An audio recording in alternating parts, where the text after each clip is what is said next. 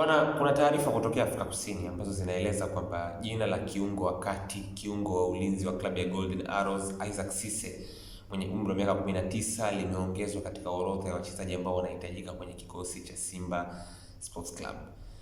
Kuna jina la kiungo mwenye umri wa miaka 19 anayefahamika kama Isaac Cisse, klabu yake ni Golden Arrows kwa wakati huu. Simba wamemweka katika orodha ama tunasema kwa kizungu shortlist ya wachezaji ambao wanawahitaji kuelekea kwenye dirisha kubwa. Sasa basi, mimi binafsi nilishawahi kuja na exclusive kutoka Afrika Magharibi siku chache zilizopita, ambayo ilikuwa inaeleza kuhusu matamanio ya Simba moja kwa moja kwenda katika klabu ya Joliba kwa ajili ya kiungo wao wakati Boubacar Keita, kiungo pia mwenye umri mdogo ambaye Simba wamevutiwa naye pia kwa wakati huu, na wanavutiwa naye na wamemweka katika orodha yao kwenye maeneo ya juu zaidi kuelekea kwenye dirisha kubwa. Lakini amekuja tena, ameongezeka kiungo mwingine. Sasa yule Boubacar Keita ametazamwa zaidi kwa sifa ya kuwa ni box to box, sanduku kwa sanduku. Energy yake ya kuweza kucheza kama namba 6, namba 8 na namba 10 na hata kucheza kama winga wa kushoto inawaambia Simba kwamba huyu ni mchezaji ambaye anaweza kuja kuileta sifa ya kuwa ni mtawala kwenye maboksi yote mawili. Huyu Isaac Cisse anatazamwa zaidi kwa sifa yake kama kiungo wa ulinzi pasei. Na kwa nini viungo wa ulinzi wawili kwa wakati huu kwenye kikosi cha Simba? Ni kwa sababu kuna taarifa kwamba huenda Simba Sports Club waka move on kutoka kwa Alassane Maodo Kante. Kuna uwezekano mkubwa sana Simba wakaweza ku move on kutokana na kuwa na kiungo anayefahamika kama Alassane Maodo Kante, lakini kuna uhalisia pia mkubwa wa Simba pengine kuweza kuondokana na maisha na mtu anayefahamika kama Nabi Kamara. Nabi Kamara hivi sasa sote ni mashahidi wazuri, tunaona namna ambavyo amekuwa na struggle kupata nafasi ya kudumu kwenye kikosi cha kwanza.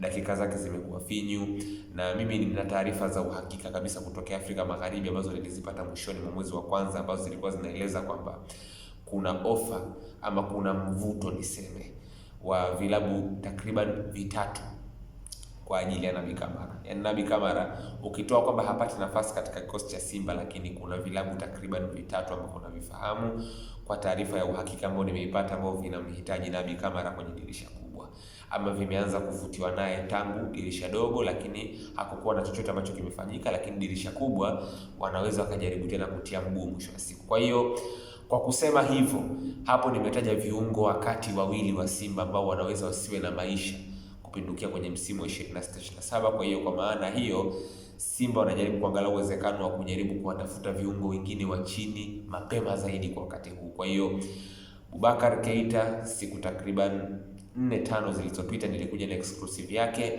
lakini nimepata pia taarifa kutoka Afrika Kusini ambazo zinaeleza kwamba Isaac Cisse ni mchezaji ambaye Simba kwa wakati huu pia wamemweka katika orodha ya viungo ambao wanawahitaji, kwa sababu kama nilivyoweka bayana, kuna uwezekano mkubwa wa Simba kutoendelea na maisha na viungo wao wawili wakati kwenye msimu unaokuja, Alassane Kante pamoja na Nabi Kamara.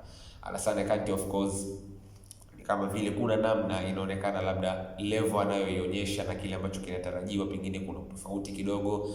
Then Nabi Kamara kila kitu kinafikiri kinajieleza. Hivi sasa hawetani regular kwenye kikosi, na kuna mvuto pia wa vilabu ambao vinamtaka pia. Kwa hiyo uhalisia wa biashara kwa huyu mchezaji unaonekana unaweza kuwa ni mkubwa kwenye dirisha linalokuja. Kwa hiyo kwa kusema hivyo, Simba Isaac Cisse wanamtambua kwa wakati huu, wameweka katika orodha.